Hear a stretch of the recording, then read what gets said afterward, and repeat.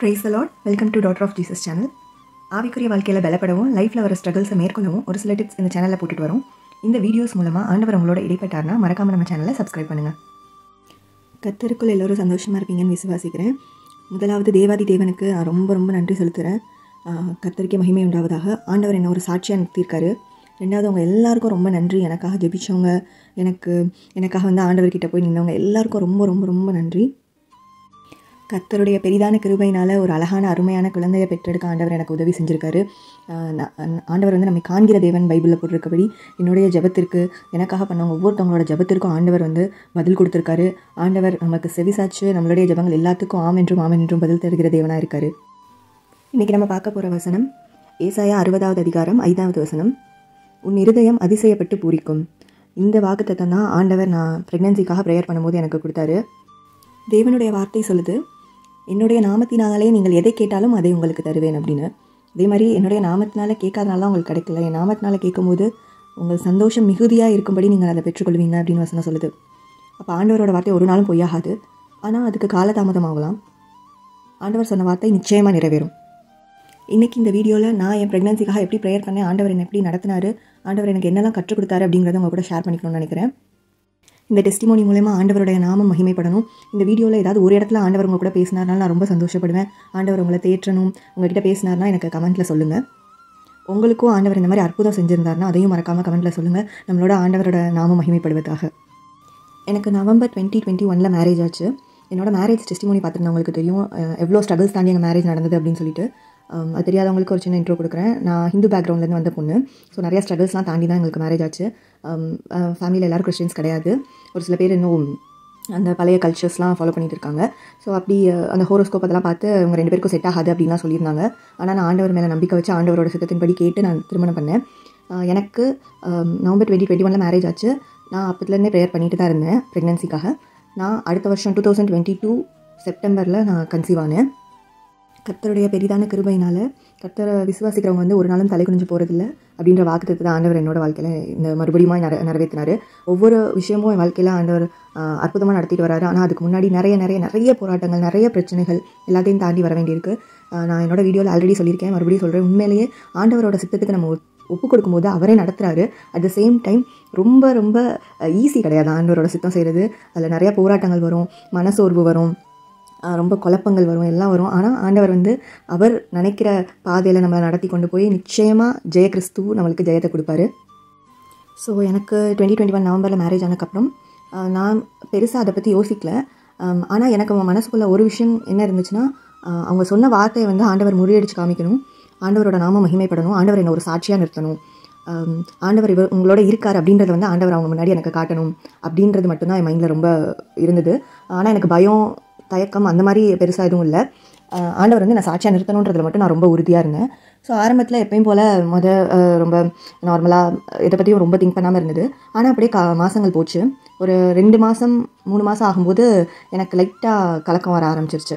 ஏன்னா நம்ம வந்து ஆட்டோமேட்டிக்காக நம்ம ஏதாவது லைட்டாக வீக்காக இருக்கோன்னா உடனே இனி வந்து பிசாசான வந்து நம்மளை வந்து நல்லா மடங்கடிக்கணும், அப்படியே அவங்கள சோர்ந்து போக பண்ணணும்னு சொல்லுவாங்கள்ல. ஸோ அதே மாதிரி தான் ஒரு 2-3 மாதம் போன உடனே எனக்கு கொஞ்சம் பயம் வர ஆரம்பிச்சிருச்சு. நான் கொஞ்சம் ரொம்ப ஒரு மாதிரி பயம், அது எப்படி சொல்கிறதுனா, இது ஏன் இப்படி நடக்குது அப்படின்னு ஒரு கேள்வி வரும் இல்லையா, அப்படி தான் ஆரம்பிச்சிச்சு எனக்கு. ஏன் இப்படி நடக்குதுன்னு ஒரு கேள்வி வந்துச்சு. அதுக்காக வந்து அடுத்தது சந்தேகம், ஐயோ அப்படியா இருக்குமோ இப்படியா இருக்குமோன்ற அளவுக்கு என் மனசு வந்து மாறிச்சு. ஆனால் ஒரு விஷயம் மாறாது வந்து ஜெபம் பண்ணுறதை மட்டும் நான் விடலை. நான் ஜெபம் பண்ணிக்கிட்டே இருந்தேன்.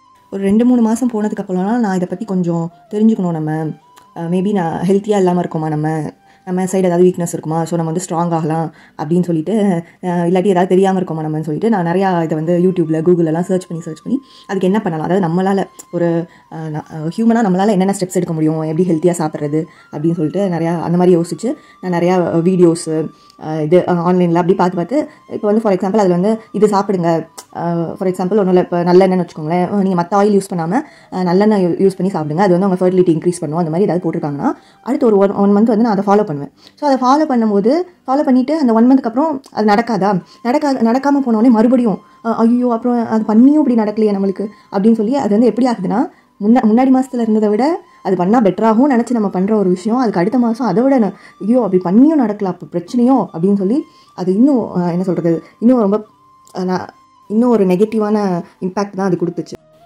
அப்புறம் அதில் சம் இன்ஸ்ட்ரக்ஷன்ஸ்லாம் சொல்லுவாங்கள்ல, அது ஆக்சுவலி ஆஃப்டர் அப்போ நம்ம ப்ரெக்னென்ட் ஆனது தெரிஞ்சதுக்கப்புறமாடி நம்ம டாக்டர்கிட்ட போனோம்னா அவங்க சப்போஸ் நம்ம கொஞ்சம் வீக்காக இருக்கும் அந்த மாதிரி எதாவது தெரிஞ்சதுன்னா நீங்கள் இந்த மாதிரி மாடிப்படி ஏறி இறங்கலாம், பார்த்து ஏறி இறங்குங்க, ரொம்ப ஸ்ட்ரெயின் பண்ணாதீங்க அப்படின்னு சொல்லுவாங்க. அது வந்து நாட் ஃபார் எவ்ரி ஒன், எல்லாருக்கும் கிடையாது. ஒரு சில பேருக்கு வந்து கொஞ்சம் வீக்காக இருக்காங்க அப்படின்னா மட்டும் அவங்களுக்கு மட்டும் அந்த மாதிரி டிப்ஸ் கொடுப்பாங்க. ஆனால் நான் என்ன பண்ணேன், இந்த மாதிரி கூகுள் யூடியூப்லாம் ரொம்ப பார்த்து அப்படின்னா நம்ம எதுவுமே பார்த்து பண்ணும் போல் அப்படின்னு சொல்லிட்டு உண்மையிலே சொல்லணும்னா நான் ரொம்ப மோசமாக போய் மாடி படி இறங்குறது ஏறுறப்பெல்லாம் ரொம்ப அப்படி பார்த்து கவனமாக ஏதோ ப்ரெக்னென்ட்டாக இருக்கிறவங்க ஏறுற மாதிரி, ப்ரெக்னென்ட்டாக இல்லாதப்பவே நான் அந்த மாதிரி ப்ரெக்னென்ட்டாக இருக்கிறவங்க ஏறி இறங்குற மாதிரிலாம் பண்ணியிருக்கேன். ஸோ நான் இது வந்து எதுக்கு சொல்கிறேன்னா, நான் அந்தளவு மைண்ட் வந்து ஆகணும் அப்படி சொல்லிட்டு நம்ம இந்த ஃபஸ்ட் ரேங்க் எடுக்கணும்னு சொல்லி படிப்பாங்க பார்த்தீங்களா. ஸோ அந்த மாதிரி இதை வந்து ரொம்ப டீப்பாக நம்ம பண்ணியே ஆகணும் அப்படின்னு சொல்லிட்டு ஒரு என்ன சொல்கிறது ப்ரெஸ்டீஜ் ப்ராப்ளம் மாதிரி எடுக்க ஆரம்பிச்சிட்டேன். அடுத்ததான் ஒரு நாள் வந்து இப்படி இந்த மாதிரி பிரச்சனை ரொம்ப டீப்பாக போனதுக்கப்புறம் ஒரு பாயிண்டில் என்ன ஆயிடுச்சுன்னா, நான் ப்ரேயர் பண்ணுறது வந்து என்னால் கான்சன்ட்ரேட் பண்ணி ப்ரேயர் பண்ணவே முடியல. ஏன்னா ஆட்டோமேட்டிக்காக நம்மளுக்கு வந்து அந்த சோர்வு ஜாஸ்தியாக நம்மளால் ப்ரேயர் பண்ண முடியாது இல்லையா, அது மாதிரி என்னால் ப்ரேயரே பண்ண முடியல. அப்போ ஃபெப்ரவரி மாதம், இது 2 மாதம் இப்படியே போச்சு. ஃபெப்ரவரி மாதம் மார்ச் மாதம் போல் வந்து நான் என்ன பண்ணுவேன்னா மெசேஜ் மட்டும்தான் கேட்பேன். என்னால் ப்ரேயர் பண்ணுறது, எந்திரிச்சு உட்காந்து ப்ரேயர் பண்ணுறது அந்த மாதிரி பண்ணவே முடியல. ஸோ ஃபெப்ரவரி மாதம் ஒரு நாள் நான் இந்த மாதிரி மெசேஜ் கேட்டுட்டு இருக்கும்போது, உங்களுக்கு தெரியும்னு நினைக்கிறேன், பைபிள் கால்ஸ்னு சொல்லி ஒரு சேனல் இருக்கு இல்லையா, அங்கே வந்து டாக்டர் ஜெயராணி ஆண்ட்ரியூன்னு சொல்லி அவங்க மெசேஜ் கொடுப்பாங்க. அவங்க வந்து தேர்ஸ்டே வந்து சிட்டி லைட் ப்ரேயர் அப்படின்னு சொல்லி ஃபாஸ்டிங் ப்ரேயர் ஒன்று பண்ணுவாங்க. அந்த ப்ரேயரில் ஜாயின் பண்ணியிருந்தேன் நான். அப்போ வந்து ஆண்டவர் பேசினார். அப்போ அவங்க கொடுத்த வார்த்தை வந்து எலியா தீர்க்கதரிசி வந்து அவங்களுக்கு பயந்து, எசபலுக்கு பயந்து ஓடி போய் ஒரு முள்ளுச்செடி கடியில் படுத்திருப்பாரு. அப்போ வந்து தேவதூதன் வந்து இங்கே நீ என்ன பண்ணிட்டு முதல் சாப்பாடு கொடுத்துட்டு இங்கே நீ என்ன பண்ணிட்டு இருக்க அப்படின்னு எழுப்பி கேட்பாங்க. ஸோ அவர் வந்து அப்போ அந்த இன்சிடென்ட் வந்து என்னன்னா ரொம்ப சோகமாக அங்கே போய் படுத்திருக்க மாதிரி. அப்போ அவங்க வந்து நீ போக வேண்டிய தூரம் நெடுந்தூரம் அப்படின்னு சொல்லுவாங்க தூதன் வந்து. அந்த வாக்குத்தத்தத்தை குறித்து பேசிகிட்டு இருந்தாங்க, அவங்க ஒரு மெசேஜ் கொடுத்துட்டு இருந்தாங்க. அது அப்படியே ஆண்டவர் 100% எனக்காகவே பேசுகிற மாதிரி இருந்துச்சு. இது இப்போ நீ என்ன நடந்து போச்சுன்னு இப்படி நீ சோர்ந்து போய் படுத்திருக்க, இன்னும் வாழ்க்கையில் நீ போக வேண்டிய தூரம் அவ்வளோ இருக்குது, ஆனால் இப்போ ஒன்றுமே இல்லாத விஷயத்துக்கு நீ எதுக்கு இவ்வளோ சோர்ந்து போயிருக்கேன்னு ஆண்டவர் என்கிட்ட பேசின மாதிரி இருந்தது. எனக்கு அது ரொம்ப டச் பண்ணிடுச்சு. எனக்கு அந்த மெசேஜ் ஆண்டவர் என்னோட பேசினது நான் ரொம்ப அழுக ஆரம்பிச்சிட்டேன். அடுத்து நான் ரொம்ப அழுது ஒப்பு கொடுத்து நான் பண்ண தப்பு தான் நான் ஒத்துக்கிட்டேன், ஆண்டவர்கிட்ட மன்னிப்பு கேட்டு நான் என்ன பண்ணேன் அப்படின்னா, இதில் வந்து நான் என்ன பண்ணேன், என்னோட டெஸ்டிமோனி என்ன, நான் எப்படிலாம் ப்ரேயர் பண்ணேன் அப்படின்றத உங்கள்கிட்ட சொன்னேன்னா உங்களுக்கு ஹெல்ப்ஃபுல்லாக இருக்கும் அப்படின்றதுக்காக நான் சொல்கிறேன். நான் வந்து ஃபெப்ரவரி மாதம் 3 நாள் தொடர்ந்து உபவாசம் இருந்தேன். இது வந்து ஏன்னா எனக்கு வந்து நான் அந்த சோர்வில் இருந்து நான் வெளியே வரணும், முற்றிலுமாக என்னை வந்து ஆண்டவர்கிட்ட ஒப்பு கொடுக்கணும் அப்படின்ற ஒரு ரீசனுக்காக நான் இதை பண்ணேன். 3 நாள். மொதல் நாள் வந்து காலையில் எந்திரிச்ச உடனே வந்து ஒர்ஷிப்பு, பைபிள் ரீடிங்கு, ஆண்டவருக்கு ஜபம், இது 3 பண்ணிகிட்டு இருந்தேன். ஆண்டவர் எனக்கு வசனம் கொடுக்குறதெல்லாம் எழுதிட்டே வந்தேன். ஆண்டவர் வந்து ஓகே, ஒரு பாயிண்டில் வந்து நம்மளுக்கு ஒரு சாட்டிஸ்ஃபேக்ஷன் வந்துடும்ல. காலையிலேருந்து ப்ரேயர் பண்ணிட்டே இருக்கும்போது ஒரு பாயிண்டில் ஓகே இன்றைக்கி ஓகே நம்ம ப்ரேயர் பண்ணதெல்லாம் ஆண்டவர்கிட்ட போயிடுச்சு அப்படின்னு சொல்லி நம்ம மனசுக்குள்ளே ஒரு சமாதானம், ஒரு நிம்மதி, ஒரு ஃபுல்ஃபில்னஸ் அது வந்துடும். ஸோ அது வந்தோடனே நான் எந்திரிச்சு போனேன். இது வந்து ஒரு நாள் மதியானம் 3 மணி வரைக்கும் ப்ரேயர் பண்ணேன், இன்னொரு நாள் 4-5 மணி வரைக்கும், இன்னொரு நாள் 2 மணி, அந்த மாதிரி எப்போ எனக்கு ஓகேன்னு தோணுதோ அது வரைக்கும் நான் ஃபாஸ்டிங் வந்து ப்ரேயர் பண்ணேன். நான் ப்ரேயர் பண்ணி முடிச்சு எனக்கு அந்த சாட்டிஸ்ஃபேக்ஷன் வந்ததுக்கப்புறம் நான் சாப்பிட்டேன். அடுத்து நான் நார்மலாக வேர்ல்ட்லி ஒர்க்ஸ்லாம் பண்ண ஆரம்பிச்சிட்டேன். ஸோ இப்படி நான் 3 நாள் ஜெபித்தேன்.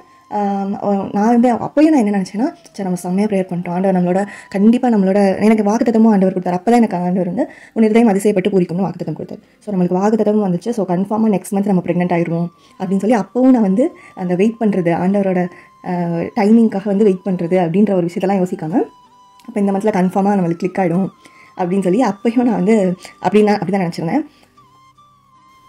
நான் அந்த 3 நாள் ப்ரேயர் முடிச்சதுக்கப்புறம் ஒரு 2 வீக்ஸ்க்கு அப்புறம் எனக்காக வந்து ப்ரேயர் பண்ணுவாங்கள்ல, ப்ரேயர் பார்ட்னர்ஸ் இருப்பாங்கள்ல. ஸோ அந்த மாதிரி மேரேஜ்க்கு முன்னாடி ஒரு ப்ரேயர் பண்ணுற ஒரு ஆண்டி இருந்தாங்க. ஸோ அந்த ஆண்டிக்கு வந்து ஆண்டவர் விஷன் கொடுத்துருக்காரு போல்.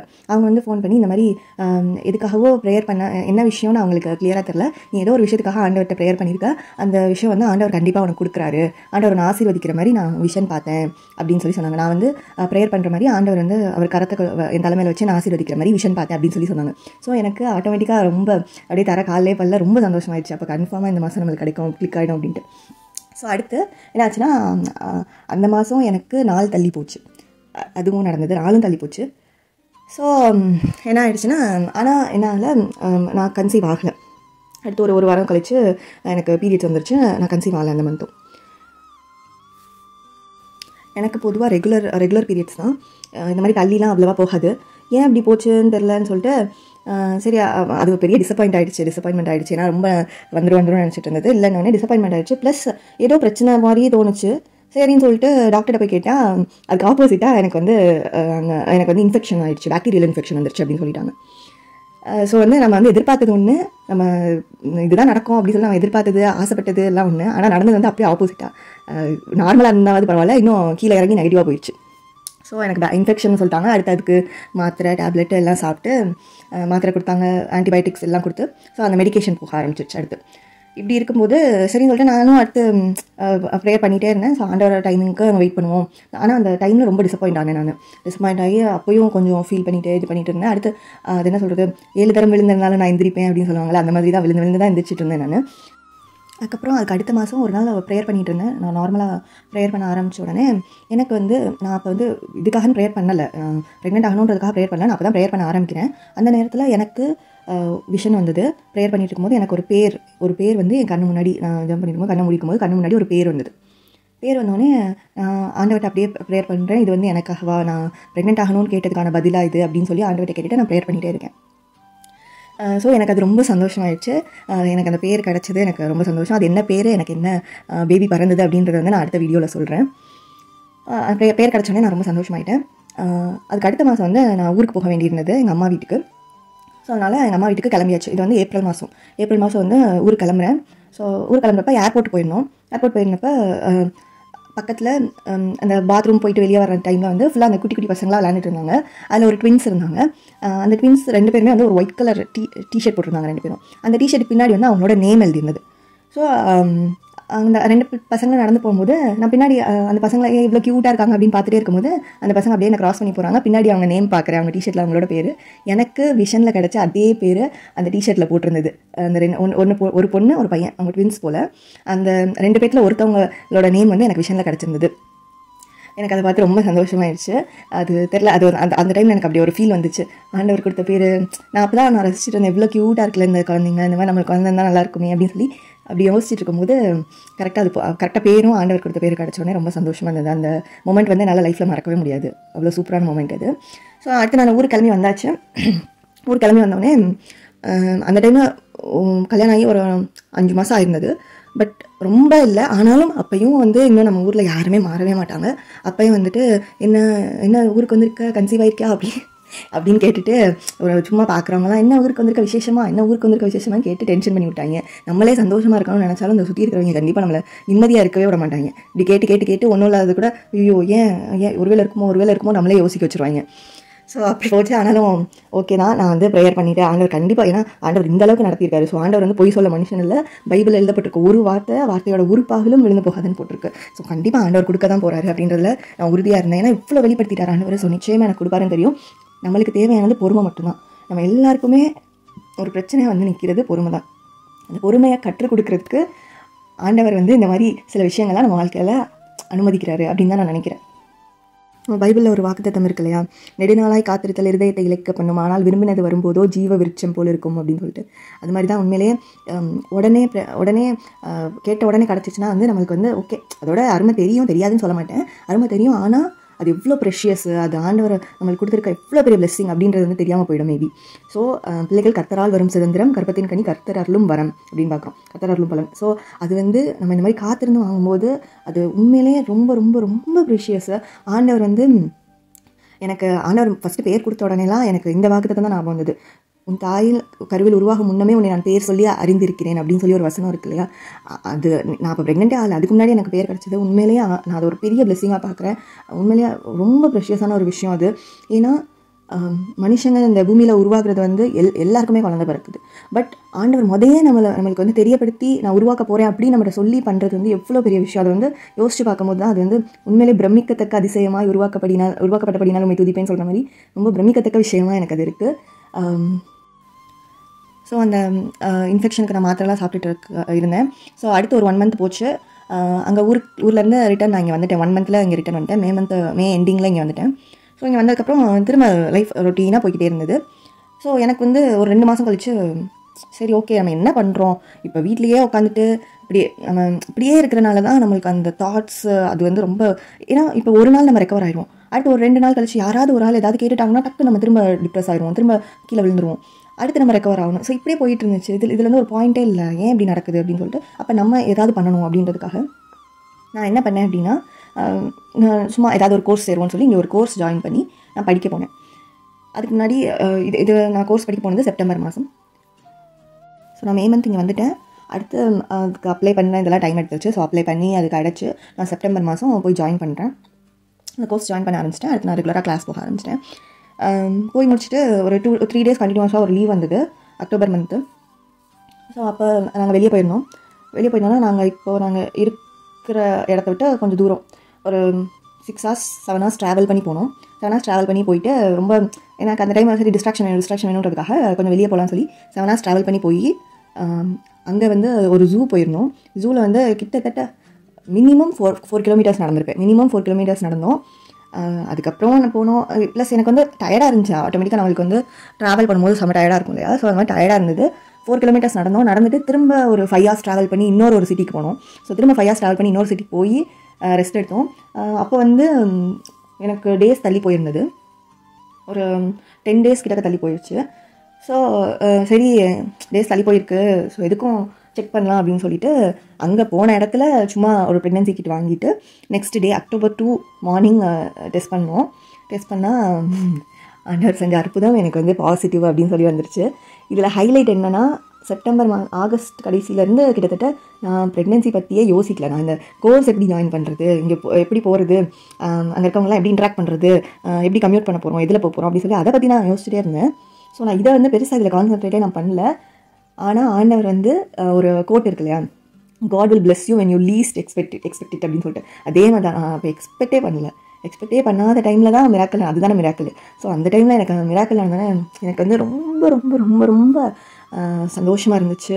அந்த சந்தோஷம் வந்து கண்டிப்பாக அளவே இல்லை. அந்த சந்தோஷம் அவ்வளோ சந்தோஷமாக இருந்துச்சு. நான் ஆண்டவருக்கு ரொம்ப ரொம்ப ரொம்ப நன்றி சொன்னேன்.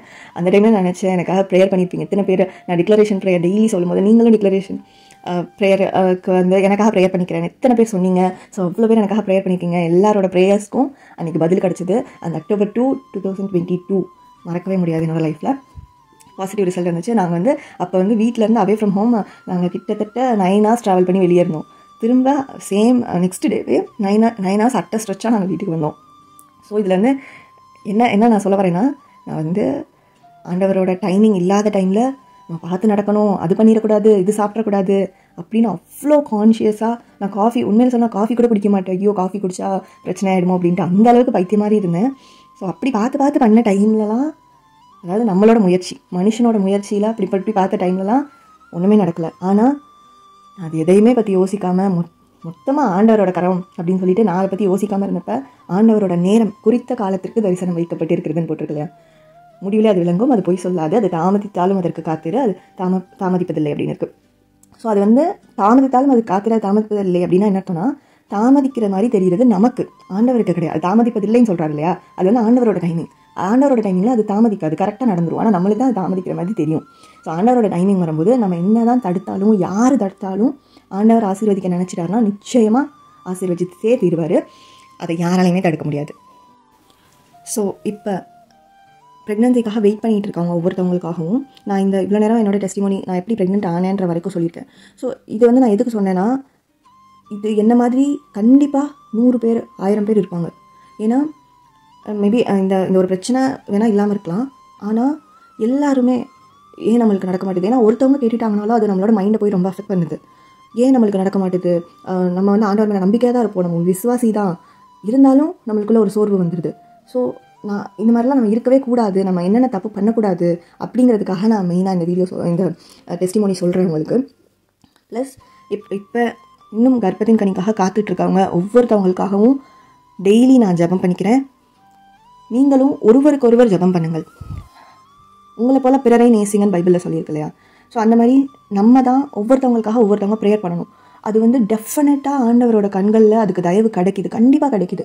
நீங்கள் இன்னொருத்தவங்களுக்காக ப்ரேயர் பண்ணி பாருங்கள், உங்களோட காரியங்களில் ஆண்டவர் வாய்க்க செய்வார். அதே மாதிரி தான் இந்த உலகத்தில் இருக்கிறவங்க ஒவ்வொருத்தவங்களுக்காகவும் நம்ம ஜெபம் பண்ண வேண்டியிருக்கு. உடம்பு சரியில்லாதவங்களாக இருக்கட்டும், கடன் பிரச்சனையில் இருக்கவங்களா இருக்கட்டும், இல்லை டிப்ரெஷனில் இருக்கவங்களா இருக்கட்டும், லவ் ஃபெயிலியர், இன்னும் என்னென்னமோ யாராக இருந்தாலும் நம்ம எல்லாருக்காகவும் ஜெபம் பண்ணோம். அதே மாதிரி ஆண்டவர் நம்மளோட காரியங்களையும் வாய்க்க செய்வார் நம்ம அப்படி பண்ணும்போது. ஸோ இப்போ இன்னும் கர்ப்பத்தின் கனிக்காக காத்துட்ருக்காங்க ஒவ்வொருத்தவங்களுக்கும் நான் சொல்கிறேன் நினைக்கிறது என்ன அப்படின்றத சொல்லிடுறேன். நான் எப்படி ஜெபம் பண்ணுன்றதையும் இனிமேல் நான் சொல்லிடுறேன். இப்போ வரைக்கும் நான் சொன்னது என்னோட டெஸ்டிமோனி. இனிமேல் எப்படி ப்ரேயர் பண்ணலாம், என்னெல்லாம் பண்ணக்கூடாது, நான் பண்ணதில் நான் என்னெல்லாம் தப்பு பண்ணேன், அதெல்லாம் என்னென்ன பண்ணக்கூடாதுன்றதை நான் சொல்கிறேன். ஃபஸ்ட்டு எப்பயும் போல் ப்ரேயர் பார்த்தோன்னா ஃபாஸ்டிங் இருந்து ப்ரேயர் பண்ணலாம். ஆனால் எல்லாராலும் அது பண்ண முடியுமான்னு தெரியல. சில பேருக்கு அது ஒத்து வராது, சில பேருக்கு உடம்பு ஒத்துழைக்காது. ஆனால் உங்களால் முடிஞ்சால் கண்டிப்பாக ஃபாஸ்டிங் இருந்து ப்ரேயர் பண்ணுங்கள். உபவாசம் இருந்து ப்ரேயர் பண்ணுறதுக்குரிய ரிசல்ட் வந்து கண்டிப்பாக ரொம்ப ரொம்ப என்லைட்டண்டாக இருக்கும். ஸோ நீங்கள் உங்களால் முடிஞ்சால் கண்டிப்பாக ஃபாஸ்டிங் இருந்து ப்ரேயர் பண்ணுங்கள். அது உங்களோட என்ன சொல்கிறது, உங்கள் ஷெட்யூலின் படி பார்த்துக்கோங்க. உங்களுக்கு எப்போ பண்ணால் கரெக்டாக இருக்கும்னு உங்களுக்கு தோணுதோ அந்த டைமில் பண்ணுங்கள். பட் ரொம்ப இம்பார்ட்டன்ட், ஃபாஸ்டிங் இருக்கும்போது ஃபுல் டைம் கடவுளுக்கு கொடுங்க. அதை சாக்ரிஃபைஸே பண்ணாதீங்க, வேறு எதுக்குமே சாக்ரிஃபைஸ் பண்ணாதீங்க. கண்டிப்பாக அது கடவுளுக்கு மட்டும்தான். ரெண்டாவது நான் பண்ண இன்னொரு விஷயம் என்னென்னா, ஆண்டவர்கிட்ட மன்னிப்பு கேட்குறது. நம்ம பொதுவாக டெய்லி வந்து என்னை மன்னிச்சிருங்கன்னு சொல்கிறோம். அதே நேரத்தில் ஆண்டவர்கிட்ட நான் ஸ்பெசிஃபிக்காக ஏதாவது தப்பு பண்ணுறேன்னா, இப்போ வந்து நம்ம டெய்லி ஆண்டவர்கிட்ட மன்னிப்பு கேட்போம். ஆனால் ஒரு சில விஷயங்கள் நம்ம உணரவே மாட்டோம், அதை தொடர்ந்து பண்ணிக்கிட்டே இருப்போம். அது நம்மளுக்கே தெரியாது நம்ம பண்ணுறது இந்த விஷயம் நம்ம பண்ணுறது தப்பு, இதை இன்னொருத்தவங்களை ஹர்ட் பண்ணுறது, இல்லாட்டி இப்படி பண்ணுறது ஆண்டவருக்கு பிடிக்கல அப்படின்றது வந்து நம்ம உணரவே மாட்டோம். ஸோ அந்த உணர்த்துதலுக்காக ப்ரேயர் பண்ணுங்கள். ஆண்டவர் உணர்த்தினார்னா அதை சொல்லி அந்த பாவத்தை மன்னிக்க சொல்லி ஜெபம் பண்ணுங்கள். இன்னொன்று, நீங்கள் இன்னொருத்தவங்களை மன்னிச்சு ஜெபம் பண்ணுங்கள். உங்களுக்கு யார் மேலேயாவது கசப்புணர்வோ இல்லாட்டி ஒரு கோபமோ இருந்துச்சுன்னா, இல்லை உங்களால் தான் அப்படின்னு சொல்லி நீங்கள் ப்ளேம் பண்ணிட்டு இருந்தீங்கன்னா அவங்கள மன்னிச்சிருங்க. ஏன்னா ஆண்டவரோட சுபாவம் அதுதான், ஆவியின் கனிகளும் அதை தான் சொல்லுது. நீங்கள் மற்றவங்களோட தப்பிதங்களை மன்னிச்சாதான் பிதாவானவர் உங்களோட தப்பிதங்களை மன்னிப்பார் அப்படின்னு சொல்லியிருக்கு. ஸோ நம்ம மன்னிக்கணும். நம்ம ஆண்டவர்கிட்ட மன்னிப்பு கேட்குறது ஒரு புறம் இருக்கிற மாதிரி, நம்மளும் கண்டிப்பாக மற்றவங்கள, நம்மளுக்கு தீங்கு செஞ்சவங்கள நம்ம மன்னிக்கணும். இந்த ப்ரேயர் கண்டிப்பாக பண்ணணும். இன்னொரு விஷயம் வந்து, நன்மையான எந்த ஈவும் பூரணமான எந்த வரமும் பரத்திலிருந்து உண்டாகி ஜோதிகளின் பிதாவிடத்திலிருந்து இறங்கி வருகிறது அப்படின்னு வசனம் சொல்லுது. யாக்கோபு 1 அதிகாரம் 17வது வசனம்.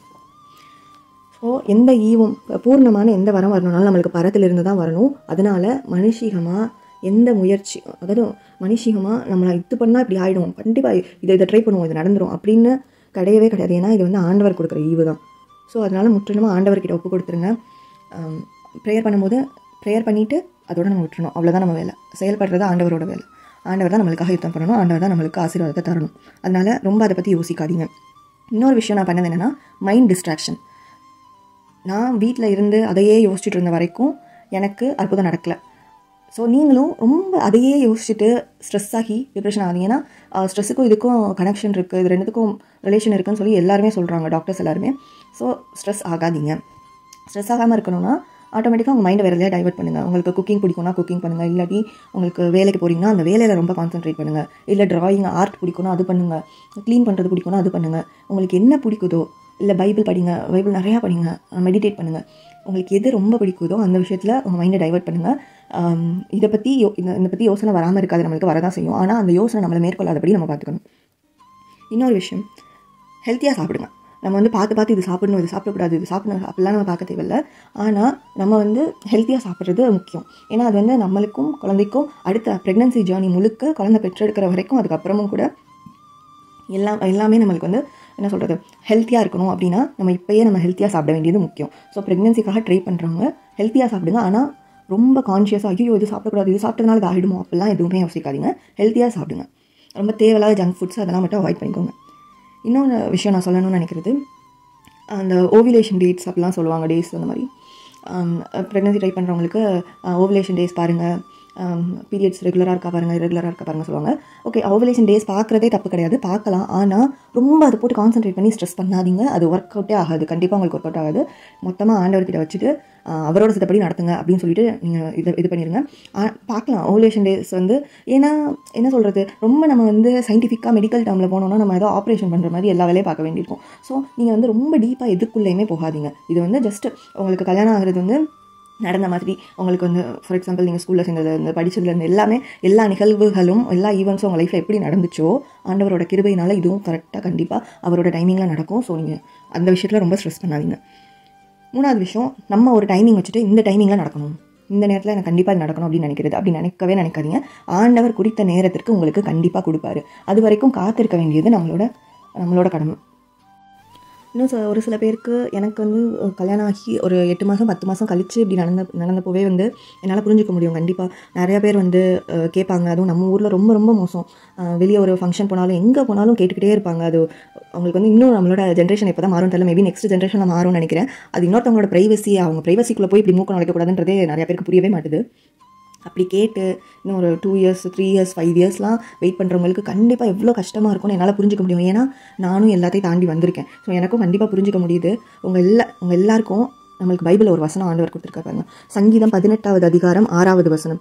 எனக்கு உண்டான நெருக்கத்திலே கர்த்தரை நோக்கி கூப்பிட்டு என் தேவனை நோக்கி அபயமிட்டேன். தமது ஆலயத்திலிருந்து என் சத்தத்தை கேட்டார். என் கூப்பிடுதல் அவர் சந்நிதியில் போய் அவர் செவிகளில் ஏறிற்று அப்படின்னு போட்டிருக்கு. ஆண்டவருடைய வாக்கு இது. ஸோ உங்களுடைய சத்தம் கண்டிப்பாக ஆண்டவர்கிட்ட போகும். நம்மளுக்கு எவ்வளவோ சாட்சிகள் இருக்குது. பைபிள்லையும் சரி, டே டு டே லைஃப்லையும், ரியல் லைஃப்லையும் நம்ம எவ்வளவோ டெஸ்டிமோனிஸ் டெய்லி பார்த்துட்ருக்கோம். ஸோ இப்போ வந்து நம்ம ஃபீல் பண்ண வேண்டியதே கிடையாது. நம்ம வெயிட் பண்ண வேண்டியது மட்டும்தான் முக்கியம். ஆண்டவரோட டைமிங்கில் கண்டிப்பாக நடக்க தான் போகுது. ஆண்டவர் உங்களோட ஜபத்துக்கு செவிகளை சாய்த்து அதுக்கு பதில் தரதான் போகிறாரு. ஆனால் அது வரைக்கும் காத்திருக்கிறதா நம்மளுக்கு கஷ்டமாக இருக்குது. அந்த காத்திருப்பு நேரத்தையும் ஆண்டவருக்காக செலவு பண்ணி அவருடைய காரியங்களுக்காக நம்ம பண்ணும்போது நிச்சயமாக நம்மளுக்கு பெரிய ஆசீர்வாதமாக நம்மளுக்கு வரப்போகிற கிஃப்ட் வந்து ஆண்டவர் கொடுக்க போகிற ஈவு வந்து ரொம்ப ஆசீர்வாதமாக இருக்கும். ஸோ அதனால் மனசு விடாதீங்க.